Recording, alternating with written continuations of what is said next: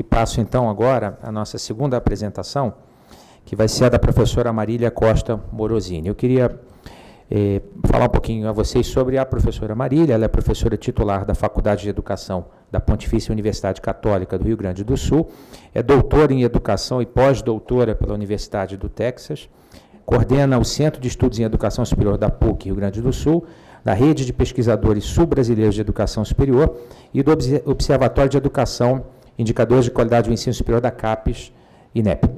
Autora de diversos livros e artigos sobre educação superior e internacionalização, qualidade e aprendizagem. Professora Marília. Alô? Ok. Obrigada, então, pelo convite, né? A Unisquiei, a Carmen e também a Cecília. É um prazer estar aqui neste momento, até porque o tema, para mim, também é não claro, para não dizer ambíguo. Enquanto no panorama internacional há critérios claros do que é uma institucionalização da internacionalização, nós, no Brasil, temos muito mais uma ambiguidade, até porque a cópia de modelos não é, digamos, o que se postula, mas sim a criação de modelos para uma realidade brasileira. Eu vou trabalhar, eu ia ter uma parte inicial mostrando, digamos, a importância do processo de internacionalização. Mas, depois da palestra da Cláudia, eu acho que eu vou pular essa parte inicial, que diz que a internacionalização é importante, e vou procurar trabalhar um pouco mais como se pode, o que se tem feito em termos de internacionalização. Então, eu vou pular, como os slides estão todos disponibilizados, eu vou entrar numa parte que nós possamos ter um pouquinho mais de tempo para essa discussão propriamente do que mostrar que a internacionalização é importante, né? O que nós temos verificado? Vamos lá pular um pouco. Como é que eu faço ele aqui? Como é que eu faço ele caminhar? Mas eu não estou conseguindo. Para vocês lá? Aham. A primeira questão que eu gostaria de deixar claro é que a internacionalização da instituição ela não está alijada de uma engrenagem internacional, nacional e institucional, né? E também aí fica claro, nessa engrenagem, vamos pular logo,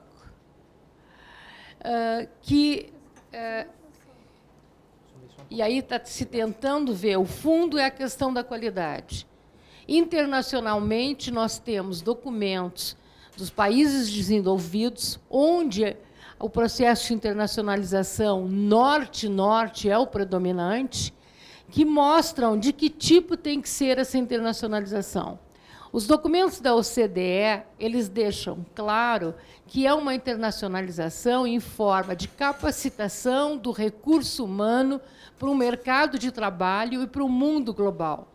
Mas, paralelamente, eu tenho outros organismos, não só a Unesco, mas o próprio Enlaces, ou Elaces, da América Latina, que mostram que o processo de internacionalização ele é um pouco maior. Ele visa uma questão de uma integração cultural. Nós temos realizado pesquisas onde o estudante, ao voltar, se pergunta qual foi o impacto maior desse processo de internacionalização. Não foi na profissão, foi na visão de mundo, na quebra do preconceito, de sair do meu umbigo e verificar que existem outras realidades que merecem respeito e que têm iguais direitos. Então, essa talvez é o foco maior do processo de internacionalização da educação superior. Por isso que ele está muito ligado à missão da universidade, à missão da faculdade, à missão do centro universitário. Que homem eu quero formar? Porque essa é a formação recursos humanos de alto nível, é essa que é a questão que se coloca. Se eu quero um mundo de paz, e hoje na televisão todos nós estamos assistindo a questão da emigração, principalmente para a Itália, da própria Grécia, de todos aqueles países, Londres, a situação está se tornando, digamos, impostergável e quase não conseguindo se fazer uma gestão. Que homem eu quero esse? Que tipo de mundo eu quero? Então, esse é o conceito maior de internacionalização. Só para colocar como curiosidade, eu peguei 2 mapas das bolsas da CAPES, um de 98 e um de 2012. O que nós vimos? Aqui tá, praticamente estão todas as bolsas que ela concede. Em 98, eu tinha basicamente a questão do financiamento de bolsas sul-norte, ou seja, os bolsistas brasileiros se dirigiam aos principais países desenvolvidos naquela ocasião, né? América do Norte e a União Europeia. Já em 2012, com a mudança das políticas nacionais, obviamente, com interferência da globalização, eu tenho um mapa diferenciado. Eu tenho, obviamente, ainda a questão do Norte, mas eu também tenho outro tipo de internacionalização, que é a Sul-Sul, que é onde nós estamos nos batalhando. Como curiosidade, vocês talvez tenham acompanhado os países da África, que na última Conferência Mundial de Educação Superior de 98 foi considerado como prioritário, eles colocaram, nós temos em torno de 700 cabo-verdianos estudando no Brasil, fora os outros países latino-americanos e da comunidade. Ok. E aí nós vamos chegar um pouco mais, que a internacionalização na graduação ela é muito pequena. E aí nós chegamos ao cenário nacional. O que se verifica? Há uma presença muito pequena de padrões internacionais nas políticas nacionais da educação superior. O foco das políticas é o Brasil. A própria legislação, muitas vezes indutora do comportamento das instituições de educação superior, ela não tem claro e não tem a questão do foco nas políticas de internacionalização. As políticas existentes não acrescentam internacionalização às agendas das instituições de educação superior. Essa palestra foi feita, alguns dados aqui foi retirado do professor Ronca, membro do CNE, na ocasião. Há que aprender com as experiências internacionais. Pouco tem agregado às políticas. No caso do Ciências Sem Fronteiras, 80% dos intercambistas têm problemas de revalidação de estudos. Se, ao sair, o plano de ensino deles é aprovado, na volta, por que um chefe de departamento não aceita o que ele fez lá fora? Se a maioria não é tanto na questão do conhecimento em si, cognitivo, de curso, profissão, mas se a maioria do processo de internacionalização ela tem essa perspectiva de visão de mundo. Ainda em relação a essa palestra, foi declarado a necessidade de políticas avaliativas com o egresso. Não se faz, e isso também é da educação superior no Brasil, praticamente não se conhece nada do que o nosso egresso ele pensa e avalia o seu curso em formação. A necessidade de uma flexibilização dos currículos, e eu colocaria através de qualificações, mais do que número de créditos, bibliografia utilizada e assim por diante. E ainda uma integração concatenada entre as próprias agências avaliadoras. Trabalhando um pouco naqueles dados que a Cláudia apresentou, nós trabalhamos com os dados do ENAD, de saúde, agronomia, os tecnológicos, em torno de 168 mil graduados. É talvez a única base de dados que me permite ter uma visão da formação como um todo no Brasil. É óbvio que nós estamos trabalhando com recorte, que é a área da saúde, mas uma coisa que nos chamou a atenção é o pouco número de mobilidade estudantil dos já formados.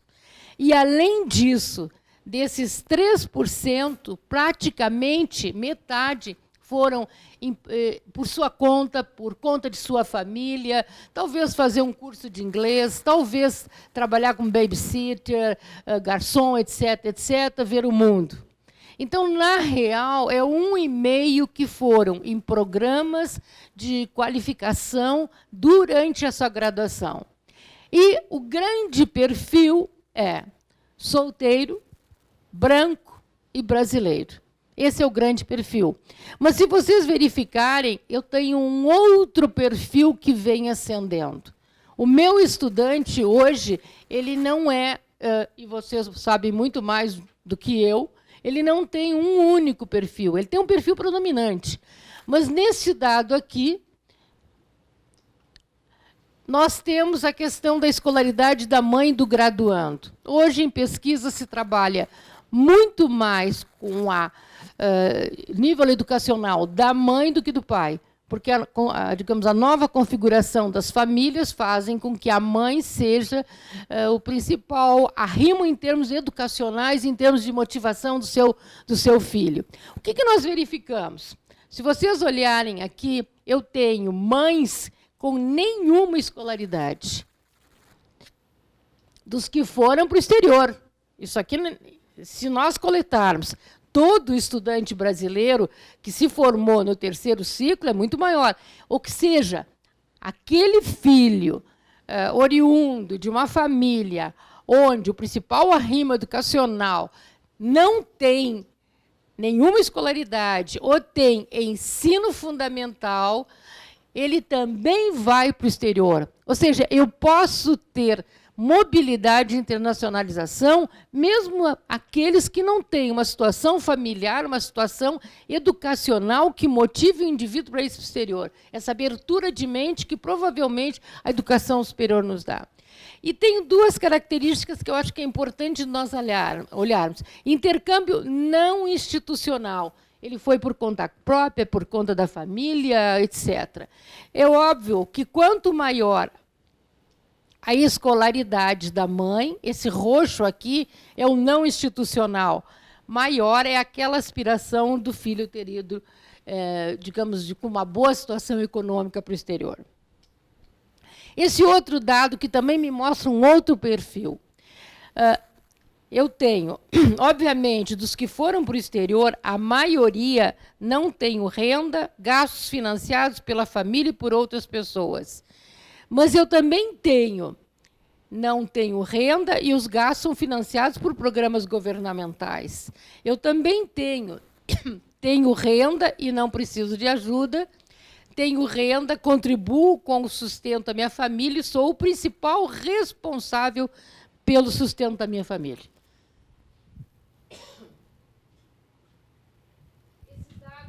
Esses dados estão procurando mostrar que eu também tenho outros perfis que estão indo para fazer a mobilidade. Mais um deles, situação de trabalho. É óbvio que aquele que vai, ele tem, não estou trabalhando, mas eu também tenho trabalho 40 horas, 20 horas e de 20 a 40 horas. Esses 3 conjuntos aqui, eles me dão o outro perfil. Esse dado aqui é um dado interessante, que as pesquisas hoje trabalham muito, mostrando a ascensão social. É o primeiro na família a concluir o curso de graduação. Esse é um dado que me emociona muito. Por quê? Se vocês olharem, a maioria dos que foram não é o primeiro da família. Óbvio, isso mostra uma situação que vai passando familiarmente de graduação. Mas eu tenho significativamente um percentual, se eu somar 11 com 23 dividido por 2, vai dar quase 15%, vamos dizer assim, um pouquinho mais, que foram para o exterior e é o primeiro da família. Esse dado aqui é muito importante, porque numa outra pesquisa que nós realizamos no curso de pedagogia, ficou demonstrado que o que faz com que o indivíduo não se evada do curso não são os professores, infelizmente.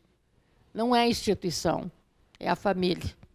Eu cheguei lá, eu vou trazendo meus irmãos né, para fazer curso, e a minha família que me segura. No caso, a mãe me segura muito. Bom, esse aqui também, bolsa de estudos, ficou também muito claro aqui, ó, que foram para o exterior, ProUni integral, ProUni parcial, FIS. ProUni parcial e FIS, bolsa oferecida pelo governo, etc. Eu tenho esse bloco aqui, ó, praticamente todo com bolsa que foi para o exterior. O graduando brasileiro que realiza intercâmbio internacional não tem um perfil homogêneo. Há um perfil predominante, representativo de uma elite, mas também há outros perfis representativos de classe média e também alguns de outra classe, de classe baixa. Existe um graduando que trabalha muitas horas, que é o primeiro filho a se graduar, o que aponta para uma ascensão social e uma possibilidade de internacionalização. Mas a internacionalização não é só mobilidade. Eu comentava aqui antes, né, de nós começarmos. Eu nunca vou ter uma possibilidade de, por exemplo, ter 20%, que nem o Erasmo previa, de ter 20% do meu estudante fazendo curso em algum outro país da União Europeia. Se nós olharmos a realidade brasileira, isso é bastante difícil, seja por bolsas governamentais, seja por bolsas da instituição. Mas eu também tenho outros meios de internacionalizar, que eu acho que é muito possível de ser feito e que eu coloco, não é a instituição ficar olhando para si só. É aquilo que nós podemos chamar da internacionalização em casa, né?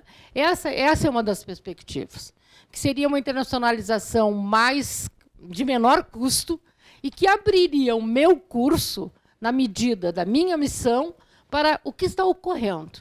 Ok?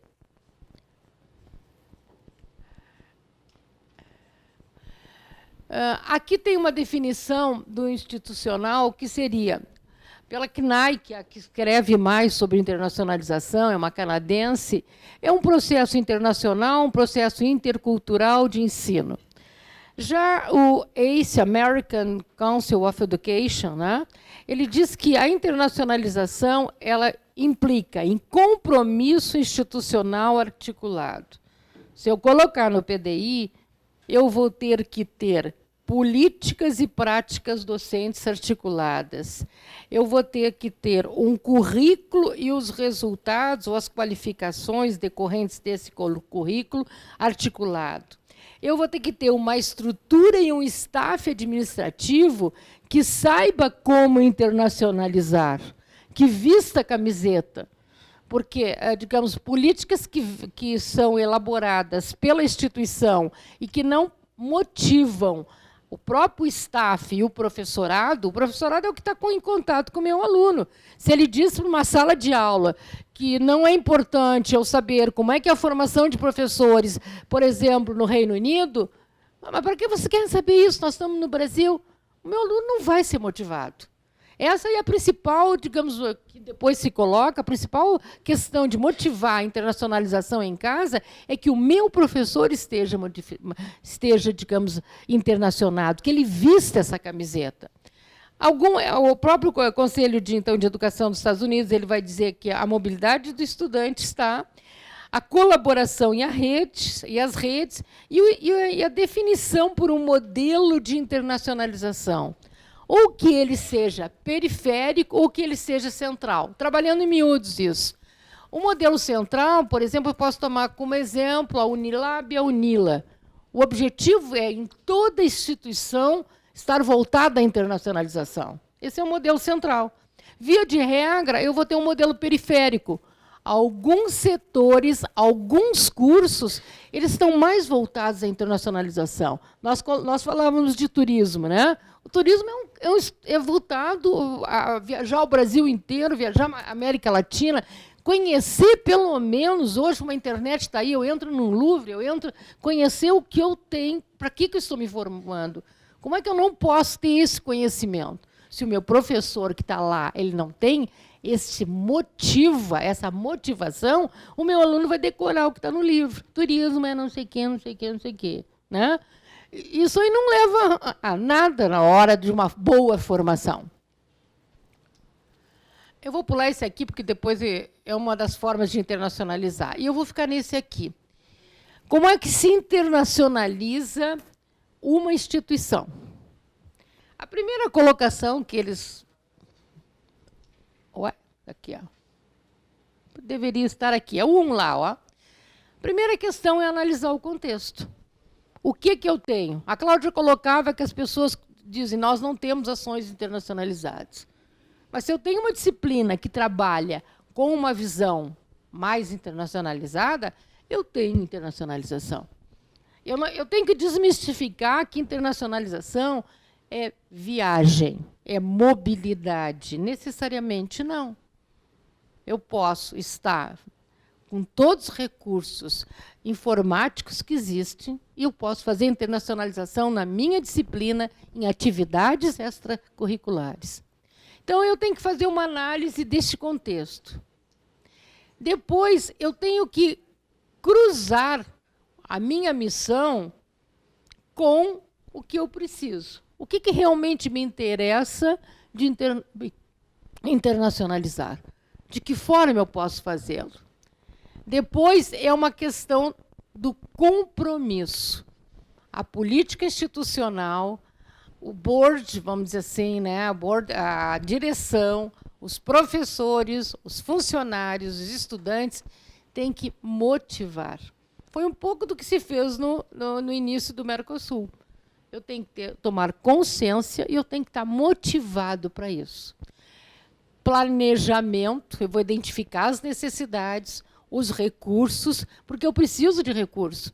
Eu não posso mandar meu aluno para o exterior, fazer uma seleção para inglês ver, como a gente coloca, e largar um indivíduo imaturo, sem conhecimento nenhum da língua, sozinho, ele entra em depressão, e nós temos muitos casos, inclusive tem casos de suicídios.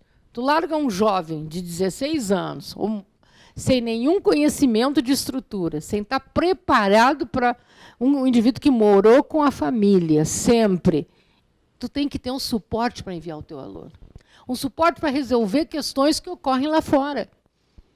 Que ele tenha uma linha direta, que tu tenha essa possibilidade. Se tu, como instituição, não tem condições de dar esse troco, faça uma reunião, faça uma cooperativa, funcione como cooperativa que faça isso. Depois, obviamente, a operacionalização, né? A implementação, revisa, avalia, melhora a qualidade, o impacto das iniciativas, do processo e das estratégias, e desenvolve incentivos, reconhecimentos, prêmios para funcionários e professores. Porque isto aqui é um a mais. Trabalhar com internacionalização é sair da zona de conforto, principalmente para o professor e para a instituição. É tão bom do jeito que eu estou trabalhando, para que eu vou procurar compromisso, receber professores, ter que levar um indivíduo a jantar, ter que, digamos, dar apoio, avisar. Nós estamos agora no Rio Grande do Sul, onde foi uma paralisação. A polícia não saiu para as ruas por causa da questão de salariais, né? Aí tu tem que avisar um indivíduo estrangeiro que ele não saia do hotel. Né? Não vai pegar um ônibus naquele dia. O indivíduo entra no ônibus, todo mundo já sabe que ele é estrangeiro, você não tem nem polícia. Então, eles ficam doentes, né, Cláudia? O ano passado eu frequentei aqui o Hospital de Brasília, né? Quase que eu segui, porque era um indivíduo que ele ficou doente em Brasília. Né? E aí, como é que se faz? Era um jovem médico, depois de 2 horas e meia de espera, um jovem médico, obviamente falava português, o indivíduo falava, o nosso professor falava inglês, eu falava português, e era aquela com problemas de responsabilidade. Quem assina, a instituição que assina para receber, ela tem a responsabilidade de receber. Né? Chego, por exemplo, agora que a América Latina, esse processo muito bem, digamos, fomentado, e aí? Desembarca, por exemplo, fevereiro no Rio Grande do Sul nós não trabalhamos, é o período das férias coletivas, desembarca cabo-verdianos, para onde que eles vão? Se a secretaria da faculdade está fechada, para a casa do futuro orientador. Né? Então, essa questão não é muito simples, eu vou internacionalizar. É sair da zona de conforto. É uma lógica totalmente diferente quando tu envia indivíduos e quando tu recebe. No Brasil, nós estamos acostumados à comunicação. Cláudia, vamos lá assistir tal, tal. Em outros países, não é essa comunicação. Eu trabalho ao lado do indivíduo, eu tenho privacidade, vai tudo por e-mail. Eu estou saindo para uma palestra ao meio-dia, a pessoa do meu lado, eu nem pergunto se ela vai à palestra. Então, a lógica, o nosso paternalismo, ele é diferenciado.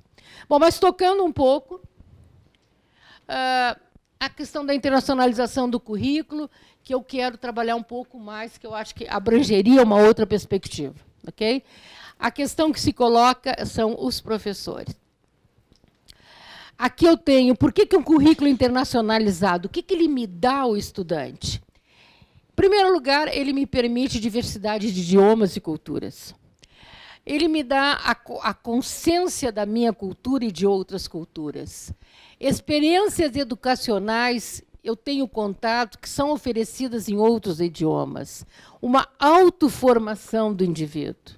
Não é simplesmente o enquadramento do indivíduo num currículo do exterior. É saber o que o currículo do exterior me propicia, isso vai me autoformar. Não é a cópia, é um processo de autoformação que me faz, que se pressupõe que me dê um indivíduo com maiores recursos. Fazer práticas, estágios e cursos no exterior. Compartilhar com professores estrangeiros na sua universidade. Isso é um currículo internacionalizado. Não adianta nós, por exemplo, mandamos um aluno para o exterior, ele volta, ninguém ouve ele relatar a experiência dele. Isso é o maior erro possível. Ele foi para o exterior, vamos que ele relate a sua experiência. Se só alguns podem ir, mas por que nós não podemos aproveitar? Volta um professor que fez pós-doutorado, que fez doutorado, ele que explique, traga fotos da sua universidade que esteve, como é que é a relação professor-aluno e assim por diante. Contatos com profissões internacionais, isso eu acho que é muito importante. Compartilhar, viver com estudantes estrangeiros na instituição, acesso à informação virtual de instituições internacionais, participar em projetos de investigação, é possível estando aqui, acesso a temas internacionais para o exercício interprofissional, acesso a diferentes perspectivas culturais, desenvolver uma carreira em padrões de qualidade internacionais, acesso à prática às práticas internacionais de qualidade na profissão. Isso me faz um currículo internacional. O que não está muito claro é como é que se faz isso em termos práticos. Aquilo ali são as vantagens, mas como é que eu faço isso? O que isso vai significar para um gestor? O que isso significa para os acadêmicos? O que isso significa para os formandos? Como é que nós podemos desenvolver? Essas respostas, é óbvio que elas têm orientação, mas elas devem ser construídas no coletivo da instituição. Aqui eu tenho a LISC, que propõe uma forma de internacionalizar o currículo em casa. O que ela diz? Primeiro passo, diagnóstico e reflexão. Qual é a abrangência da internacionalização do nosso currículo? Ela já é feita ou ela não é feita? Então, esse é o primeiro passo da instituição que tem que ser feito. Segundo, criatividade. Sair da zona de conforto. Que outros caminhos, concepções e práticas são possíveis além das existentes? Terceiro passo, revisão e planejamento. O que pode ser diferente na nossa IES ou no nosso programa? Ou seja, eu faço o diagnóstico, eu penso diferente, eu proponho, eu vou para a ação e eu faço a avaliação. E tudo isso, pessoal, vocês veem que ela coloca essa palavrinha aqui, ó, negociação. É óbvio que eu vou ter inúmeras barreiras. E aí ela vai colocar aqui, ó, O centro do trabalho da internacionalização do currículo deve ser realizado pelo staff acadêmico em equipes disciplinares. Direito, medicina. Nesse momento, eu tenho que pensar a instituição nas principais blocos disciplinares, porque eles são diferentes.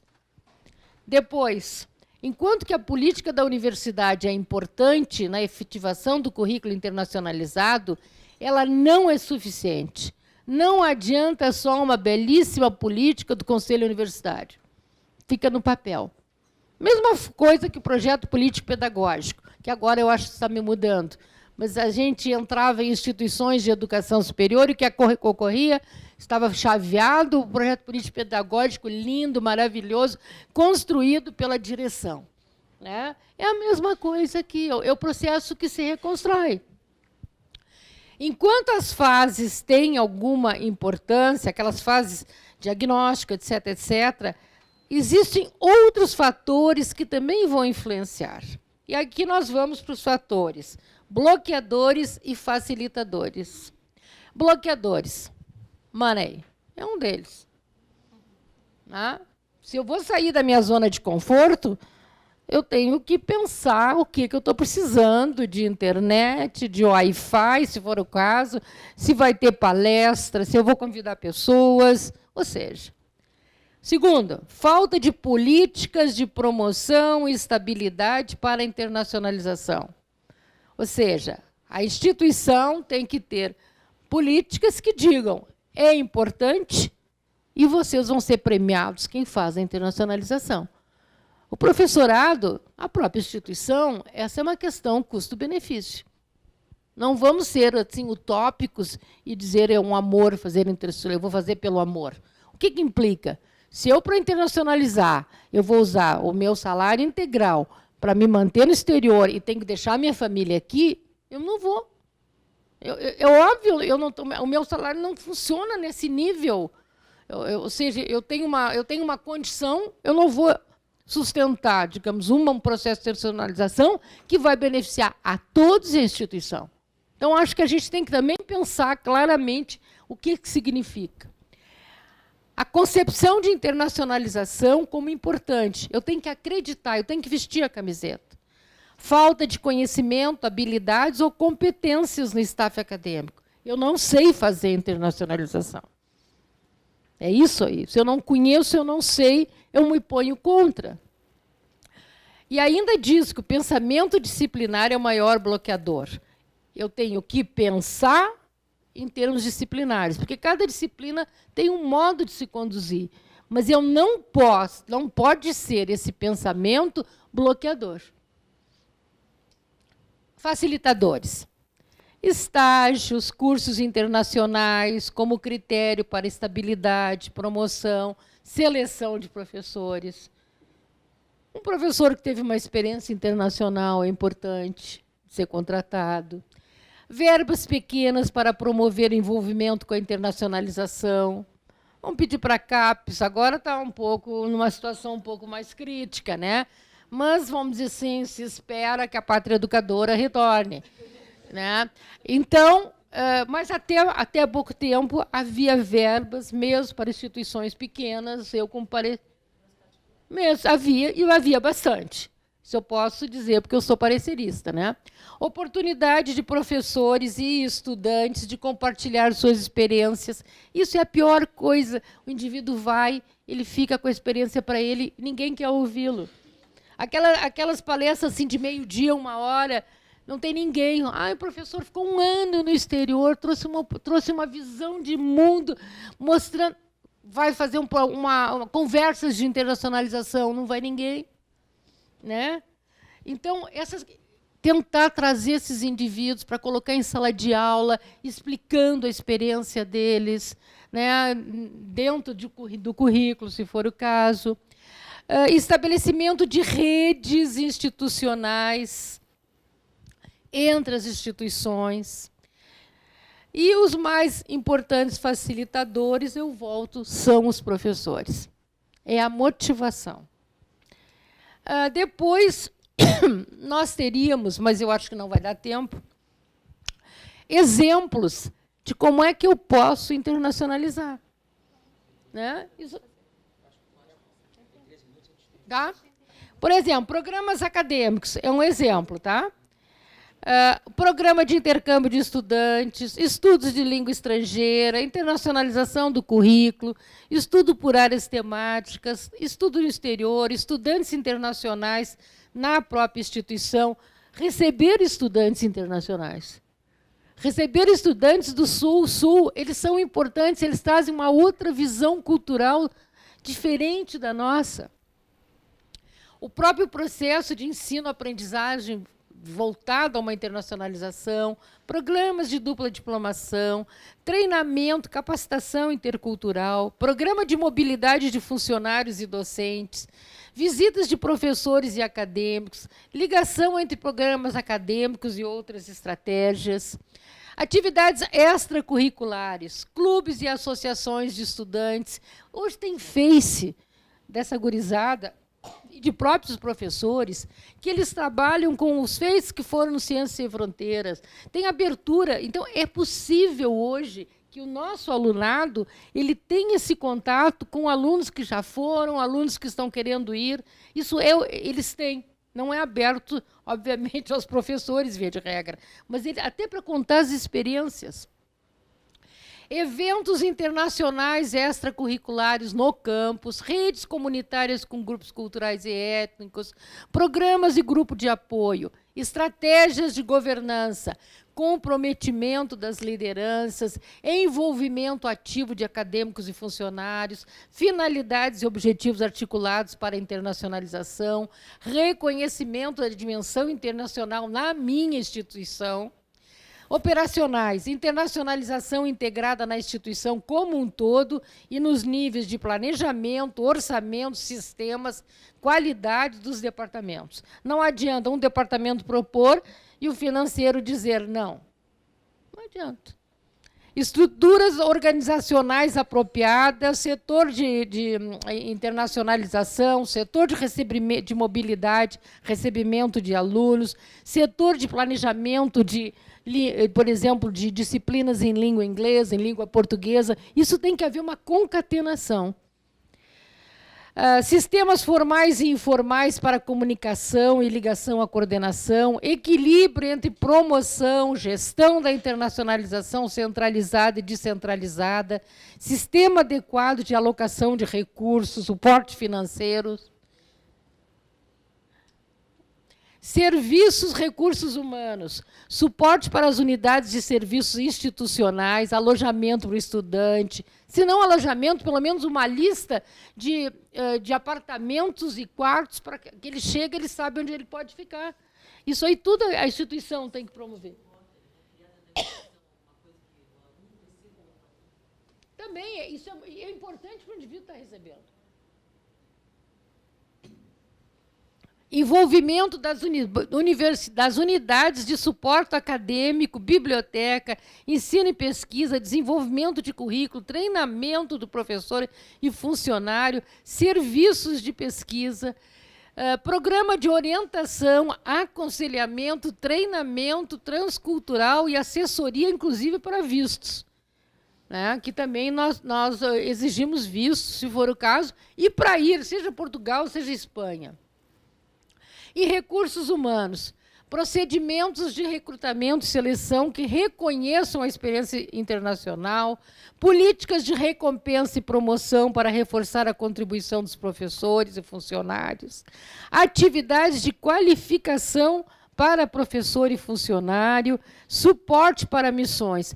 O professor, que é o chefe do departamento, ele tem que ser uma figura aberta à internacionalização. Se ele é contra, ele termina com o processo. Para receber o aluno estrangeiro, para saber que ele tem que ter, vamos dizer assim, maior respeito a esse aluno, para saber que o aluno não entende a nossa lógica de funcionamento, ele precisa ser, ele é fundamental para que a internacionalização se estabeleça. Bom, além disso, deixa eu ver se eu tenho mais alguma coisa. Eu só quero deixar aquela frase ali, ó, a internacionalização da educação superior é um meio para a qualidade. Ela não é o fim. É isso que eu gostaria de dizer, então. E muito obrigada. Me coloco à disposição. Obrigada.